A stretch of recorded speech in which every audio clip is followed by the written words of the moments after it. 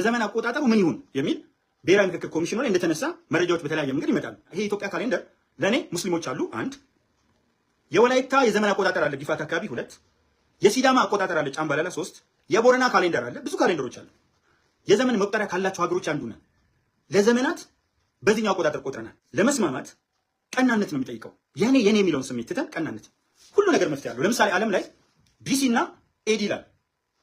ቢፎር ክራይስት ከክርስቶስ ልደት በፊትና አኖ ዶሚኒ ኤዲ ማለት ነው። አኖ ዶሚኒ ኢን ዘ ኢየርስ ኦፍ ዘ ሎርድ።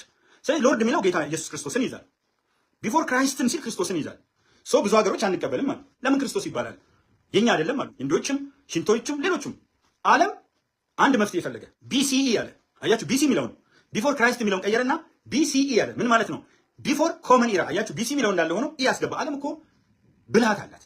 ዩ ሲ ቢሲኢ ቢፎር ኮመን ኢራ። ነገር ግን የክርስቶስን ልደት ያለው ዓመተ ምህረት ሳይቀየር አሴ ሪፈረንስ ይዘው ይሄ ከሆነ ቢሲኢ እንበልና ያኛው ይሄን ደግሞ ኤዲ የሚለውን ቀይረው ኮመን ኢራ ሲኢ ብቻ አደረጉት። ሶ እኛ ሀገር አልስማማ ብንል ካሌንደራችንን ሳነካ፣ ለምሳሌ ይሄ ካሌንደር የኢትዮጵያ ካሌንደር ነው የሚባለው አሁን የምንጠቀምበት 2018 ግሪጎሪያን 2026 ነው። የራሴ የወገኔ ካሌንደር እያለ የወገኔ 2018 የሚለው ካሌንደር እያለ ወደ ግሪጎሪያን ካሌንደር ከሆኑ ግለሰቦች ጋር ስለተጋጨ ከሆኑ ኤሊቶች ጋር የሀሳብ ልዩነት ስላመጣን የተወሰኑ ሰዎች በስብናችን ላይ ስለዘመቱ በቀጥታ ሀገር የሚለውን ነገር አጥፍተን ሀገሩን ለሌሎች ሰጥተን፣ ትልቁ ችግር እሱ ነው። ሀገርን የሌሎች አድርገን እንሰጣቸውና እኛን ራሳችንን ባይተዋር አድርገን ከሌሎች የሆነ ነገር እንደሚሰጠን አድርገን ስንገምት ብዙ ያሉን ነገሮች እያጣን እንመጣለን። ኢትዮጵያ የራሷ ፊደል አላት የሚለውን ልንቀይር ነው።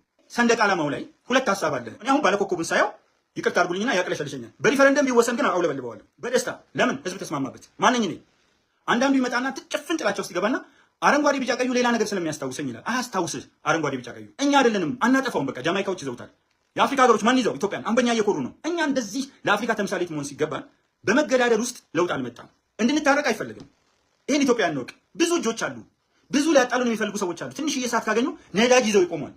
የነዳጅ ጀሪካን ይዘው ይቆማሉ። ጦርነት ባይኖር ቢቆም በቃ ዓለም ሰላም ቢሆን በአንድ ወር ውስጥ 2 ትሪሊዮን ዶላር ዓለም ትከስራለች። 2 ትሪሊዮን ተመልከቱ። ጦርነት ነው የሚወልደው። አሁን እኮ ይኸውልህ ፈትወርቅ ሞንጆሪኖ ምን ብላለች? ብንመጣና አዲስ አበባ ብንገባ ከፋኖ ጋር የምናወራርደው ሂሳብ አለ። ይሄን አድርጎናል። በእርግጠኝነት ከሻቢያ ጋር የሚያወራርዱት ሂሳብ አለ። ሰላም አያገኙ። ሻቢያና ህወሓት የእድሜ ዘመን ጠላቶች ናቸው። የእድሜ ዘመን ከጫካ ጀምሮ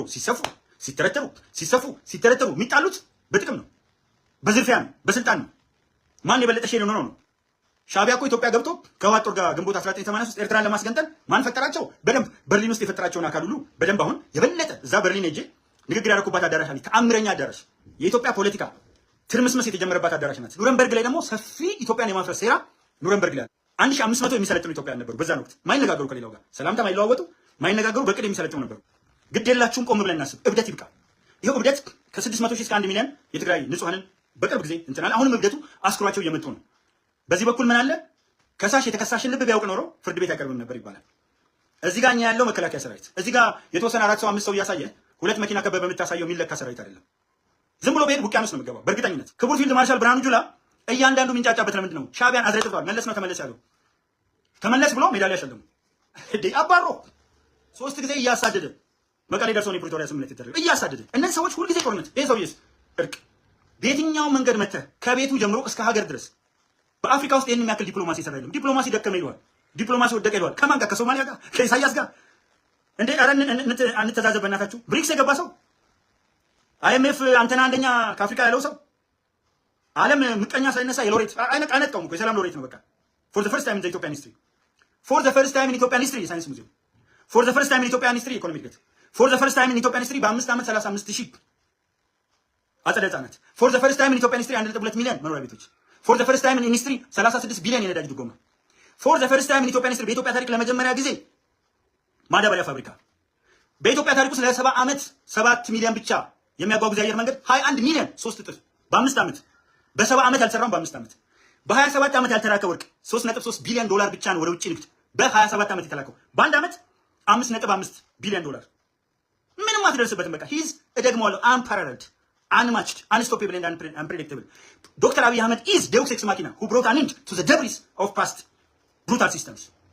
ይህ ሰውዬ ነው። he alleviates important social, economic, cultural and like problems. ኢሬቻ 800 ሰው ከሚገደልበት በምን ደረጃ እየተከበረ እንደሆነ አይታችኋል። መስቀል መጥተው ፖለቲካ ከሚናገሩበት ሃይማኖት የሚነገርበት መድረክ አድርጎታል። ሽታ ላይ ከምታመልክበት ከተማችን እንዴት ቀየረ? ስንት የወጣቶች መዝናኛ፣ የህፃናት መዝናኛ ከ1000 በላይ የወጣቶች መዝናኛ በመቶች። ምንም ያልቀየረው ነገር የለም። ለምን ቆም ብለን ትንሽዬ ቆም ብለን እንደማናስብ ሳስብ ውስጤ በጣም ይገርማል። ደግሞ እንዳልተሳሳትኩ ይገባኛል። ፖለቲካው ላይ ተቃዋሚ አምጥቶ ለመጀመሪያ ጊዜ ሚኒስተር ያደረገ ሰው ይሄ ነው። ለመጀመሪያ የሳይንስ ሙዚየም በአፍሪካ አንደኛ፣ ለመጀመሪያ የስንዴ ምርት 33 ሚሊዮን ሜትሪክ ቶን በአፍሪካ አንደኛ፣ ለመጀመሪያ ጊዜ 9.2% እድገት ፕሮጀክሽን አይኤምኤፍ ያወጣው ከአፍሪካ አንደኛ። ይሄው የአሜሪካ ሲምፖዚየም ከሐምሌ 20 ጀምሮ እስከ 25 አሁን እየተካሄደ ነው። ገና የሚያደርጉትን ንግግር አይታችኋል። እርቪንግ ማሲንጋ በኢትዮጵያ የአሜሪካ አምባሳደር የተናገሩትን ንግግር፣ የብርጋዴር ጀነራሉ የአፍሪካ ሎጂስቲክስ ምናምን አዛዥ የአሜሪካ የተናገሩትን ንግግር፣ የተለያዩ ሀገሮች 40 የአፍሪካ ሀገሮች ተገኝተዋል። 25 ኢንዱስትሪ ፓርትነርስ ተገኝተዋል። የአሜሪካ ወዴት እየሄድን ያለ ነው? በግብርና ወዴት እየሄድን? በኢንዱስትሪ፣ በማኑፋክቸሪንግ፣ በማይኒንግ፣ በአይሲቲ፣ በቱሪዝም፣ በአንድ ዘርፍ እስቲ እንደው ኑና ፈራቸው። እስቲ ኑና ሚዲያ ላይ እናንተ በምትፈልጉት ሚዲያ ላይቭ ገብተን እንወያይ አልኳችሁ። ተቃዋሚዎች አላችሁ ሀገር ውስጥ ኑ እንወያይ። እናንተና ይቀርባችሁ የኑሮ ውድነት ክቡር ጠቅላይ ሚኒስትር ዶክተር አብይ አህመድ ባይሆን ኖሮ አመራሩ በእርግጥ ነው የምነግራችሁ እሱ ብቻ ነው በኢትዮጵያ ውስጥ ምናምን ትለኛለህ። እሱ ብቻ ነው። አዎ ደረቴን ነፍቼ እነግርሃለሁ። እሱ ብቻ ነው። ለምን አብረውት ወደ ኋላ ላይ የሚከተሉ አሉ። ከዩሴን ቦልት ጋር ብዙ ሰዎች ይሮጣሉ። ሁሉም ይሮጣሉ፣ ጎበዞች ናቸው። ብዙ ጎበዞች አሉ። በጣም የበለጠው ጎበዝ ግን አብይ ሆይ። ምክንያቱም ነበርኩኛ በኢትዮጵያ ታሪክ ውስጥ መኖር እኮ አያስፈልገኝም። አውቃቸዋለሁ የኢትዮጵያ መሪዎች። ዛሬ የአፍሪካ መሪዎች አውቃለሁ። የአፍሪካ መሪዎች እኮ መጣው ያለምንም ጥርጥር እንዴ በመጣን ቁጥር ይላል የፓርላማ አባላት፣ ጉምቱ ፖለቲከኞች ምንድን ነው የሚሉት? ሁሉም ዊዛውት ኤክሰፕሽን እቺ ሀገር በየቀኑ እየተለወጠች ነው፣ በሳምንት ስመጣ አዲስ ነገር ነው ማለት ነው የሚሉት።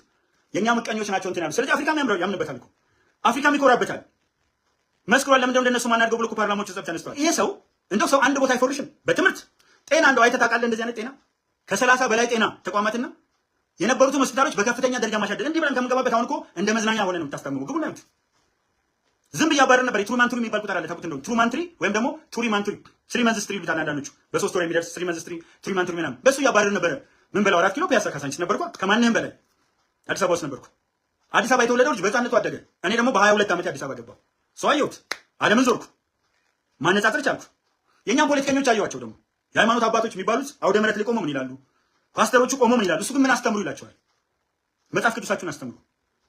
ለሙስሊም ባል የሚልካቸው መልእክቶች ይሄ ሱፊና ሰለፊ ዋብያ ምናምን እያለ ትንታኔ ውስጥ አይገባም። እንደ እከሌ ቀድሞ እንደነበረው ጃሃዳ ያረጋት ኢራቅን እንደ ባግዳድ እየተባለ መስጊድ ውስጥ የመጅሊስ ምርጫ ቀበሌ አይደል የሚካሄደው? ቀበሌ ነበር ያኔ፣ ወረዳ አልሆነም። አመራር ነበር፣ ከፍተኛ አመራር። ሰው አውቀዋለሁ። ይህንን ሰውዬ ሳደንቀው ሙሉ ብዥታ የነበረብኝ ነው። ታሪክ ጥያቄ መለሰልኝ። ጦርነት የኑሮ ውድነትን ያባብሳል፣ በጣም ከሚፈለገው በላይ ያባብሳል ጦርነት። ምክንያቱም ለቤት ኪራይ የሚውለው ማነው? ለቤት ግንባታ የሚውለው የኑሮ ውድነትን ለማቃለል የሚደረገው ድጎማ፣ ለማዳበሪያ የሚደረገው ድጎማ ለጦርነት ይውላል። ስለዚህ ጦርነት የሚቀረው ደግሞ እነዚህ ህዝቡን ወደ ብሶት የሚቀጡ ወጣቱን በሞብ ወይም ደግሞ በህዝበኝነት ወደ ጫካ የሚነዱት ጉዳዮች በዋናነት ሊቆሙ የሚችሉት በዋናነት ሊገቱ የሚችሉት ጦርነትን ማስቆም ስንችል ነው። ጦርነትን ማስቆም የምንችለው ደግሞ እዚህ ውስጥ ነው። የውይይት የምክክር ልምድ ሲኖረን